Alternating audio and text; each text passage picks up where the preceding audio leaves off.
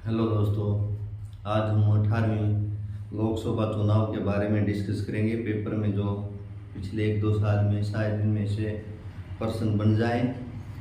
सभी को पता कि पाँच साल में भारत में चुनाव होते हैं और अभी आम चुनाव है 18वीं लोकसभा के। इसमें नरेंद्र मोदी को देश का तीसरी बार प्रधानमंत्री चुना गया है और ख़ास बात ये रही कि इन्होंने शपथ में तीसरी बार नेहरू की बराबरी कर दी है, पंडित जवाहरलाल नेहरू की, जो कि हमारे देश के पहले प्रधानमंत्री थे।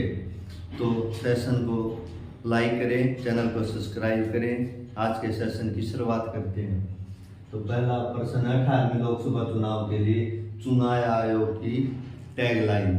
चुनाव आयोग ने जब चुनाव की घोषणा की उस टाइम पे टैगलाइन जारी की थी। तो टैगलाइन क्या थी? चुनाव का पर्व, देश का गौरव।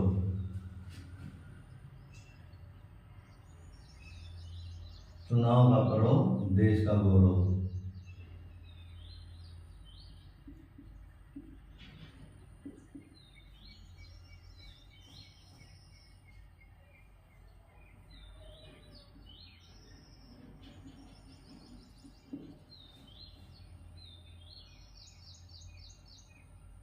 मार्कर काम नहीं कर रहा है अभी।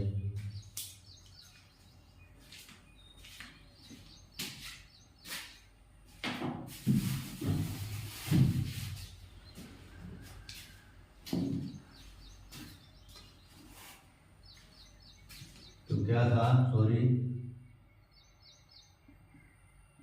चुनाव का पर्व,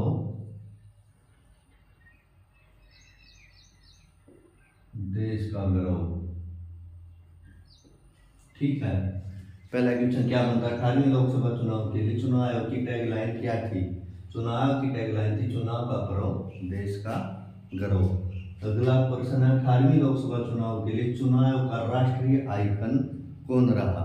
देखो, पंजाब से तो शुभम गिल बनाए गए थे और जो राष्ट्रीय आइकन रहा वो थे सचिन रमेश तेंदुलकर। सचिन रमेश तेंदुलकर।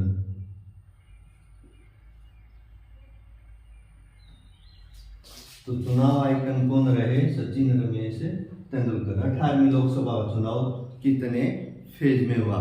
छोटा सा प्रश्न है, एग्जाम के टाइम पे भूला जा सकता है। कितने फेज थे? 7 फेज। 7 फेज या 7 चरण।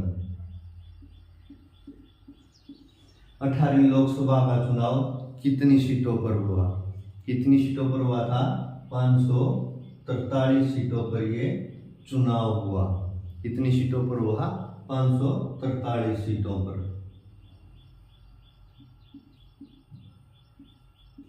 अगला क्वेश्चन देखते हैं। 18वीं लोकसभा 2024 का परिणाम कब घोषित हुआ? सभी को पता है 4 जून, लेकिन लंबे समय तक ये डेट दिमाग से उतर जाती है। 4 जून।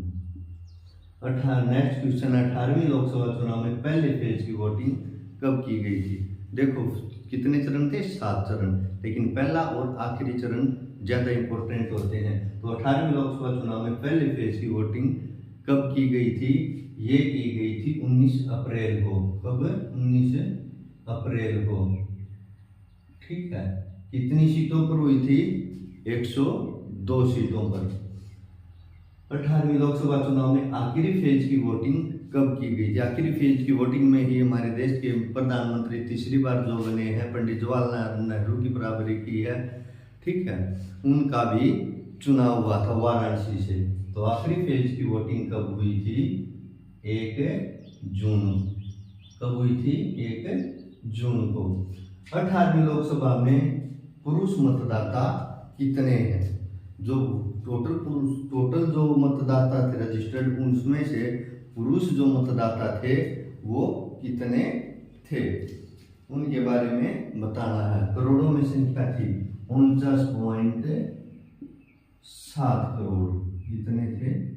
49.7 करोड़। जैसे पुरुषों का भी वैसे ही महिलाएं भी तो होंगी, है कि नहीं? महिलाओं की संख्या कितनी थी? कितनी थी? महिलाओं की संख्या थी 47.1 करोड़। ठीक है, तो ये टोटल कितने थे 18वीं लोकसभा में? कुल मतदाताओं ने, कितने मतदाताओं ने, जो रजिस्टर्ड मतदाता थे, कितने मतदाताओं ने भाग लिया? 96.8 करोड़ मतदाताओं ने भाग लिया। ठीक है, जैसे कि छोटे छोटे क्वेश्चन भी बनते हैं। ठीक है, चुनाव आयोग का चुनाव जो मुख्य आयुक्त है उसका कार्यकाल कितना होता है? 6 साल का होता है। लोकसभा के चुनाव कितने साल के लिए होते हैं? 5 साल के लिए होते हैं। ठीक है, भारत में आदर्श आचार संहिता कब लागू होती है? एक तो होती है कब लागू होती है, एक होता है कब तक लागू रहती है। तो भारत में आदर्श आचार संहिता कब लागू होती है? चुनाव घोषणा के बाद। चुनाव घोषणा के बाद। चुनाव घोषणा के बाद भारत में आदर्श आचार संहिता कब लागू होती है? चुनाव घोषणा के बाद। भारत में आदर्श आचार संहिता कब तक लागू होती है? कब तक लागू होती है? परिणाम आने तक। परिणाम आने तक। जब तक रिजल्ट की घोषणा नहीं हो जाती तब तक आदर्श चुनाव संहिता नहीं होती, जिसको क्या बोलते हैं? Model code of conduct. 17वीं लोकसभा का कार्यकाल कब खत्म हुआ?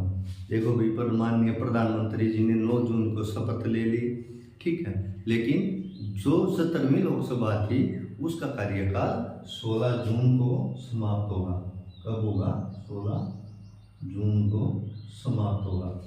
18वीं लोकसभा का पहले चरण का चुनाव कितने सीटों पर हुआ? जैसे कि ऊपर बताया था, पहले फेज की वोटिंग कब हुई थी? 19 अप्रैल को। ठीक है, तो उस दिन कितने सीटों पर चुनाव हुए थे? 102 सीटों पर। कितनी सीटों पर? 102 सीटों पर हुए थे। नेक्स्ट क्वेश्चन है, 18वीं लोकसभा के 7वें चरण का चुनाव कितनी सीटों पर हुआ? 7वें चरण का चुनाव कब हुआ था?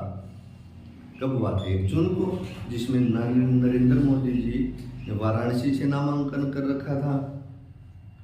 55 जो थी वो सीटें थी। 55 सीटों पर चुनाव हुआ 7वें फेज में। नेक्स्ट क्वेश्चन है, 18वीं लोकसभा के साथ कितने राज्यों के चुनाव हुए थे? भाई 4 राज्य थे, तो कितने राज्यों के चुनाव हुए? 4 राज्यों के चुनाव हुए। ठीक है, जैसे कि कौन कौन से राज्य थे में? अरुणाचल प्रदेश था, आंध्र प्रदेश था और आसाम था, है ना। नेक्स्ट क्वेश्चन है, भारतीय वर्तमान मुख्य चुनाव। देखो, चुनाव आयोग में कितने सदस्य होते हैं? 3। एक मुख्य चुनाव आयुक्त होता है और 2 चुनाव आयुक्त होते हैं। तो इसमें क्या पूछ रखा है? मुख्य चुनाव आयुक्त। मुख्य चुनाव आयुक्त कौन? हमारे राजीव कुमार। कौन है? राजीव कुमार।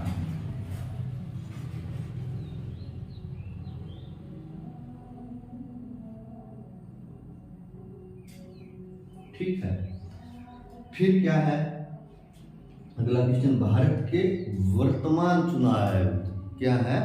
वर्तमान चुनाव आयुक्त कौन है? एक तो ज्ञानेंद्र कुमार। कौन है? ज्ञानेंद्र कुमार। एक तो है ज्ञानेंद्र कुमार और दूसरे हैं सुखविंदर सिंह सिद्धू। कौन है? सुखविंदर सिंह सिद्धू। ठीक है, नेक्स्ट क्वेश्चन क्या है हमारा? सरकार बनाने के लिए किसी भी राजनीतिक दल को कितनी सीटों की जरूरत होती है? कितनी सीटों पर चुनाव है? 543 सीटों पर चुनाव है। तो अगर कोई पार्टी सरकार बनाती है तो उसके लिए कितनी सीटों की जरूरत होती है? अब की बार 272 सीटें। कितनी सीटें? 272 सीटें। ठीक है, नेक्स्ट क्वेश्चन की तरफ चलते हैं। वर्तमान में केंद्र सरकार ने कितनी सीटें जीती? देखो भाई, न्यूज चैनल वाले या कहीं पे भी हम पढ़ रहे हैं 240 41, लेकिन जो चुनाव आयोग की जो साइट दिखा रही है वो दिखा रही है 231 सीटें। कितनी सीटें दिखा रही है? 231 सीटें। वर्तमान में लोकसभा में देखो भाई, एक सीट ऐसी थी भारत के अंदर जिसमें हमारा एक MP निर्विरोध चुना गया है, कोई भी वहां पर कैंडिडेट नहीं था दूसरा। तो वो थी सूरत की, गुजरात की सूरत की सीट, जहां से कांग्रेस कैंडिडेट ने अपना नामांकन वापस ले लिया था। तो कौन सी सीट जीती है निर्विरोध? सूरत सीट। फिर है, युवाओं की उम्र 21 से 18 वर्ष कब की गई? जब हमारे देश के प्रधानमंत्री राजीव गांधी थे तो उन्होंने 61वें संविधान संशोधन के अनुसार उम्र में बदलाव किया था, 21 से घटाकर 18 कर दी गई थी। कौन सा संविधान संशोधन था? 61वां। तो ये कब की बात? 1989 में। ठीक है। अगला प्रश्न है, वोट देने का अधिकार किस अधिकार के अंतर्गत आता है? हम जो वोट डालते हैं उसमें हमको वोट डालने का जो अधिकार दिया गया वो किस अधिकार में दिया गया है? संवैधानिक। वोट डालना हमारा संवैधानिक अधिकार है। कौन से अधिकार के अनुसार दिया गया है? संवैधानिक अधिकार। संवैधानिक अधिकार।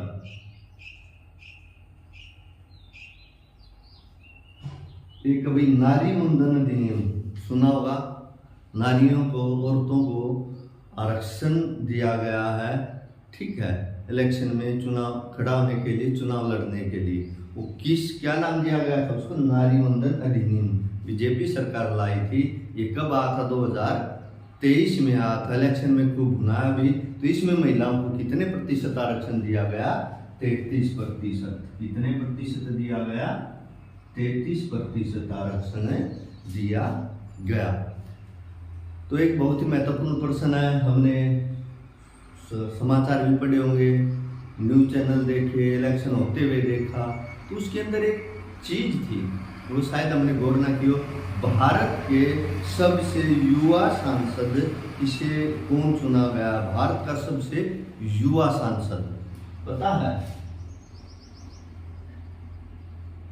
भारत का अब जो लोकसभा के चुनाव हुए हैं, 18वीं लोकसभा के, इसमें भारत का सबसे युवा सांसद, सबसे युवा सांसद कौन है भाई? पुष्पेंद्र सरोज भारत में सबसे युवा सांसद चुने गए हैं।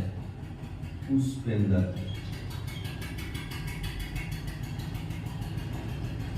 सरोज,